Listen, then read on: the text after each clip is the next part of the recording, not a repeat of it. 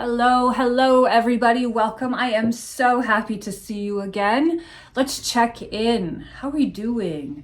How is your head this week? Where's your head at? How is your heart? Your beautiful, beautiful heart. How's your body feeling? If you are anything like me, you are likely ready to really finally shake off some of the stagnancy, the darkness of winter, and step into the renewal of spring. And that is exactly what we're going to talk about this week. We're going to talk about the spring equinox, also known as EOSTRE, also known as OSTARA, and also quite beautifully known as Lady Day. We'll go through a little bit of its history and the origin story behind these observances. We'll talk about some continued celebration and practices on your own. I'll offer a few suggestions for you to do that. And of course, I will walk you through a tarot spread that I made for just such an occasion. If you haven't already, please make sure that you've subscribed to my channel. Turn your notifications on so you get these videos every week. Like this video and share it far and wide. So here we are. Without further ado, again, here in the Northern Hemisphere, we are just days away from the official spring equinox. And this is one of 2 days in the whole year where the measure of dark and light are at once one and the same. In quite obvious terms, we are looking at a day in which we receive just as much dark as it is light. And for my own personal practice, and one that I'll offer for you, it is one of a couple days in the year where I really try to get into the embrace of the big two of cups energy. This is a day, one of a few days, couple days in the year where it is not just appropriate, but maybe best practice to embrace all of the dark shadow of self, dark shadow of our lives, and really observe it, appraise it, appreciate all of what we perceive to live in shadow. Remember, we were just sort of talking about all of this last week and even in the couple weeks before, given that we've been in Pisces season. As you can see, my dogs have a lot of nice opinions on Pisces season. I digress.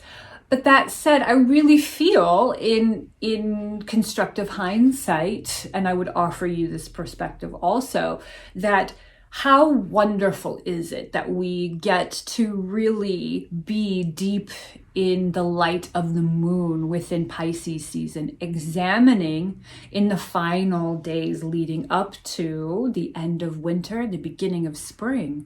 We get to have spent all this really wonderful, valuable, fertile, germinating time in the dark of the moon, in Pisces season, so that by the time the spring equinox comes, now here in just a couple days for us, we will have hopefully, fingers crossed, been given a lot of, I don't want to say intimate time, but a lot of valuable time with not just appraising all that has lived, germinated, grown in the dark of winter and finally finishing up in the dark of Pisces season, but really appraising it for what it is, knowing that whatever it was that we found there has just as much value, here we are, equinox, as what lives in the light of the sun. So again, on the equinox, here we are, our first of the spring. And for my friends in the Southern Hemisphere, you are at the autumnal equinox, and you have the same opportunity for this balance of light and dark. This day,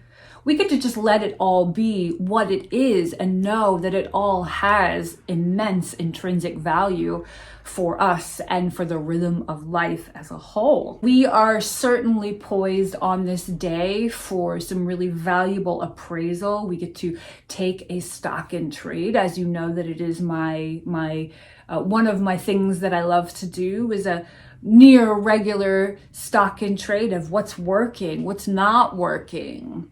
This time of year, I don't really like to examine things for what works and what's not, but really, really remembering the spiralic healing that we are in this rhythm of as humans and as part of this larger planetary rhythm. Spiralic healing, in that nothing really ever goes away forever, nothing ever stays the same or present forever. It just sort of all goes in this really beautiful, again, rhythmic, cyclical, spiralic healing.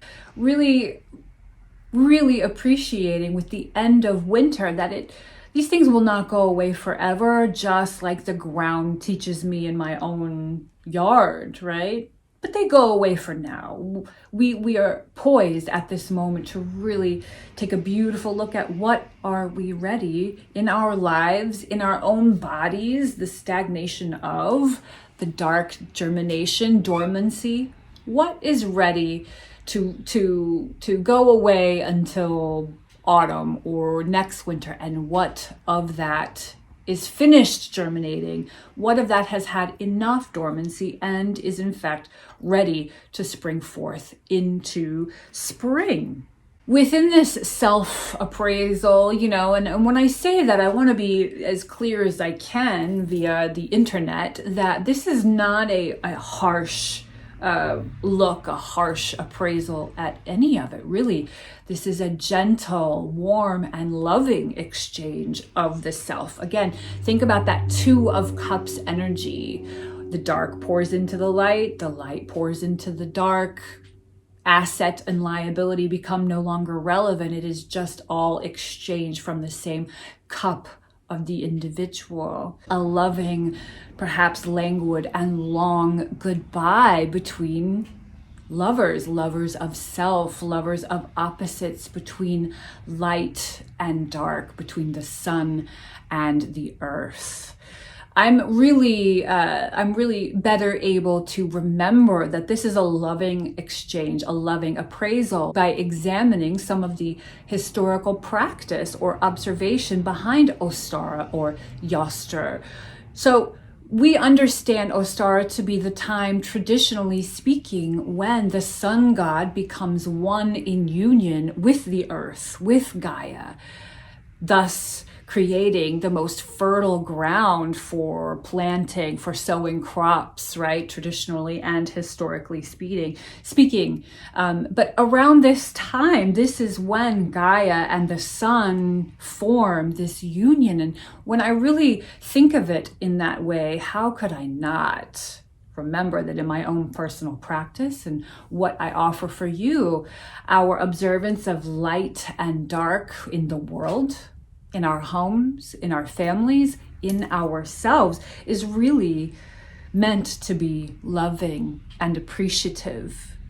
As the dark of winter really says goodbye to us for this period of time, we have this moment where we could say, thank you, I'll see you next time. Thank you, beloved, thank you. And in this release of the dark within ourselves, within the earth, our homes, our families, we let everything go with peace, knowing again that this is spiralic and it'll come back when it's needed. So a quick note on OSTARA, because there's so much beautiful interconnectivity. The historical tracing of it is fascinating to me. And honestly, I love to connect the dots on shit that I've seen my whole life and that a lot of different traditions and religions practice and claim as their own.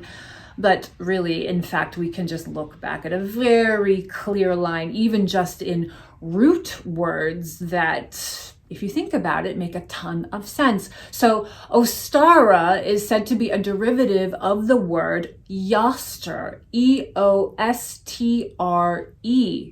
EOSTRE was a Germanic or Anglo-Saxon goddess of fertility.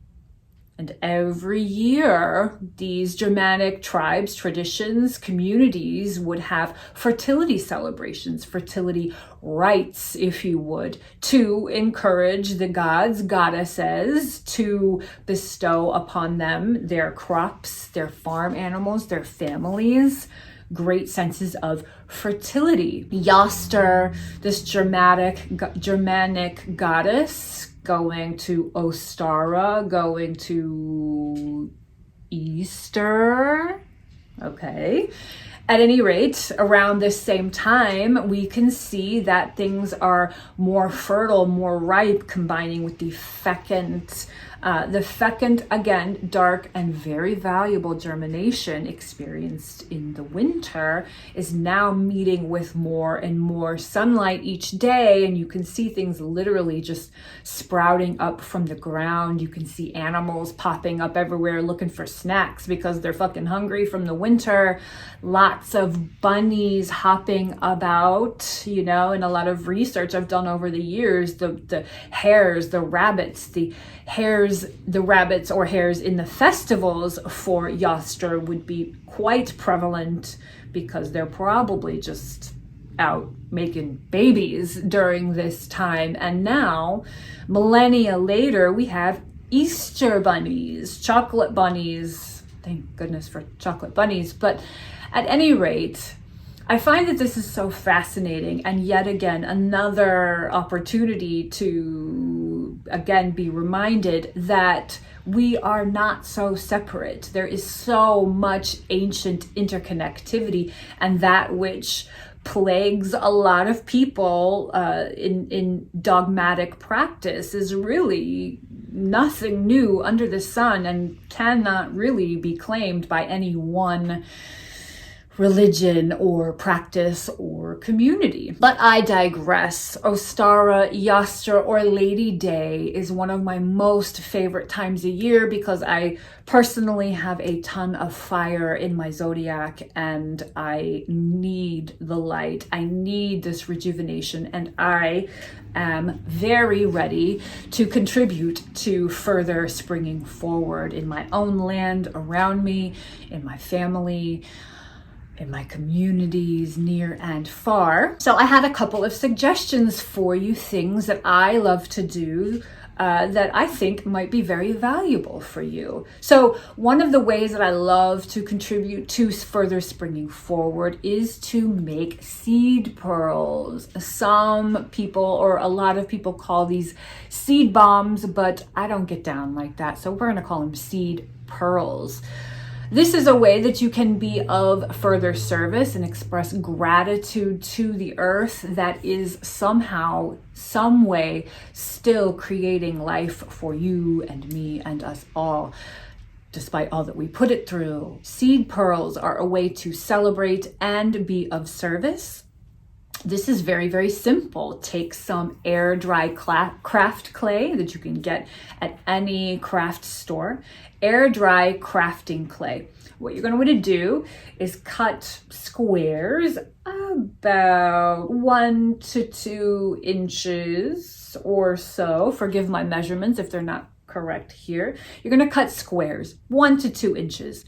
You're going to get your hands on some seed packs for pollinator attractors.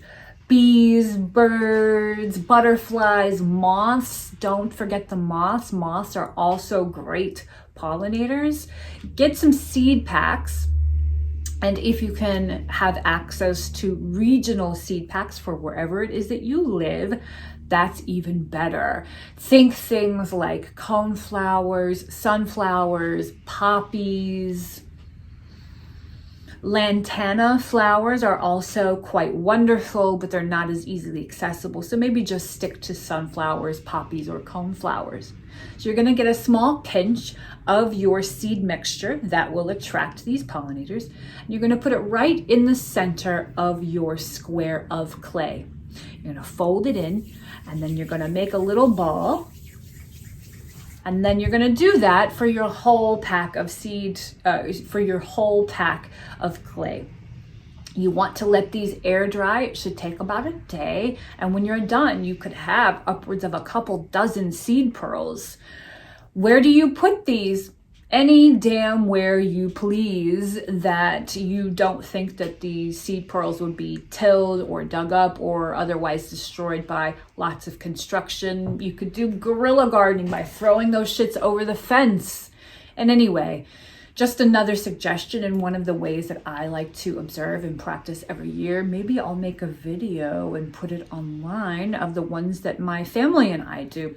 Who knows? I love to take cleansing baths for the equinox. A bath is my friend at any time, in any way. I give my house a good cleansing. Of course, I try to air everything out, and I sit really as best as I can, weather permitting, on the ground and do some grounding meditation. Some of the stones that I like to use for my grounding meditation, which, by the way, if you can be outside with your feet or body on the ground to really connect, great. If weather permitting, you're not able to, or you just don't have access to outside, or you can't be outside for lots of other reasons, that's totally okay too. I like to use these stones in regular connection meditation practice. I will probably use these stones in my altar practice to celebrate and observe the equinox. Or maybe even better, you could add these to your bath, your renewal cleansing bath. Let's start with the first one of my favorites, green adventurine. This is really the stone that I like to work with, that offers me a lot of energy for growth and empowerment. This really helps me plan out how I'm going to spread out and expand in gentle, fertile, and empowered, productive ways throughout the spring. The next one that I really, really love a lot is Moonstone. This really helps me connect to my sacral and heart chakra, reminding me of this immense, fertile landscape, connecting my heart, your heart's desires, whatever they happen to be. They don't have to match mine or anybody else's, by the way. This is, again, a reminder of that fertile landscape of your heart and your sacrum. And we really want to try to keep those connected so that you move forward in power from your sacrum, from a place of heartfelt desire and motivation. Finally, we're going to work with Sunstone. This is really one that, again, harkens me back to the energy of the Two of Cups. This really encourages self-love and the care and service of our fellows. Using any one combination of these three, or all of the above, green adventurine, moonstone, or sunstone, in your bath, on your altar practice, holding them in your pockets. If you wear bras, you could put them in your bras, or just sort of really allowing them to move around, sort of similar to the mala practice that I have. Either way you slice it, the exchange between you and these stones will be of great, warm, and loving benefit. I hope that it serves you well, and I hope that that service from the stones to you helps you to be of service to yourself and to your communities near and far. Last but not least, yes, I made us a tarot spread to try for the spring equinox, for OSTARA, for EOSTRE, for Lady Day. I think I'm going to call this spread Lady Day. It's a short-ish one. It's 6 questions. Starting with number 1, what is ready to be made dormant for now? Remember that we're talking about this as spiralic healing. The question is really my anchor for question number 1 is for now. What is ready to be made dormant for now? Bearing in mind that anything that can still be of service to us within ourselves or others will in fact come back to us as needed in a spiral later on in the wheel of the year. Number 2, in what ways has it been in service of growth? We're talking about really, again, the slow, languid goodbye from dark to light, of the acknowledgement of the service of all parts of self. So we're not just looking at what's going to be made dormant for now. Okay, bye, peace, see you later, good riddance. We really want to make sure that we give it time and appreciation by asking that second question. In what ways has it been in service for growth? So that question, I hope, really helps us to observe it in gratitude and to say, thank you, I appreciate you. The third question is, what of this winter should I carry into spring? So again, you know how I get down. I really like to look at light, dark, balance, asset, and liability. We're not just looking at what is going away for now in dormancy. We're not just looking at that and what it's been in service of, but we're also looking at what has been of great service to us. What of what we were working with in the winter will we carry into spring? Then we're going to ask, what's ready to blossom into the now? And this is not something that I generally make time to look at. I really, at this moment in my life, have been focused on looking at bigger picture, the expansive outlook of all parts. But I'm really trying to learn from the earth around me, literally, and seeing that some shit is just ready to come out now. And so this question is for that. What is ready to blossom into my now? Because I really feel that, again, all of these nods that I make about the productive and very valuable time of dark germination of winter was for something, and some of that is ready right now. Number 5 and number 6 is really just the assistance with that springing out, haha, mom jokes, into the now. Number 5 is, how can I passively assist with this process? Number 6, quickly to bounce back and forth, how can I actively assist in this process? Okay, so 5 and 6. How can I passively assist with this process, this springing forth into the now? How can I actively assist with this process?